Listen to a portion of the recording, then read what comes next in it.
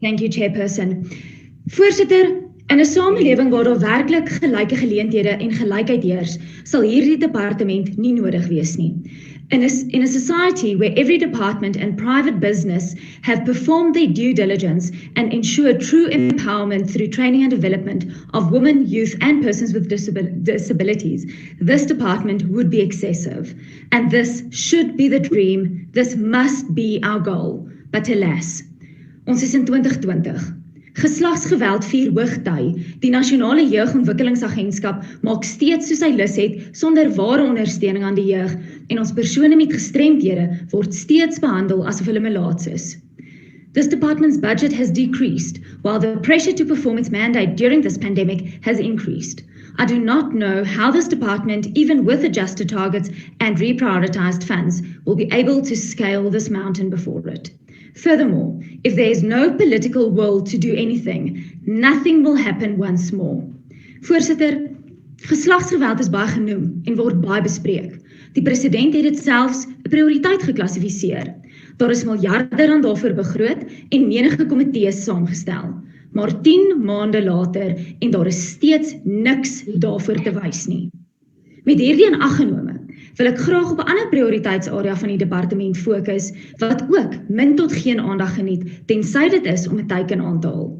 Daar word nog steeds gans te min gedoen wanneer ons praat van persone met gestremdhede en om hulle ware landsburgers van Suid-Afrika te maak en in die samelewing te betrek. My bekommernis is dat met 'n verdere 27 miljoen rand se besnoeiing van die departement se begroting, persone met gestremdhede weer eens aan die kortste toutjie gaan trek. Alhoewel die departement van basiese onderwys in 2015 reeds gebaretaal as 'n eerste taalvak goedgekeur het en in 2018 het die eerste matrieks as dit geskryf, word daar steeds te min gedoen vir ons dowe gemeenskappe. The settlement in March of this year that compels government to publish all textbooks of all subjects for all learners in Braille is a step in the right direction and should be commended. A lot has also been said about sign language being acknowledged as South Africa's 12th language, and many do recognize it as that. But since the official request by the South African National Deaf Association to Parliament regarding the official inclusion of sign language as our 12th official language, and this in 2016 already, we have done nothing but virtue signaling to this request. We are the elected by the people. To not heed this call of the estimated 4 million deaf people in South Africa would be an injustice.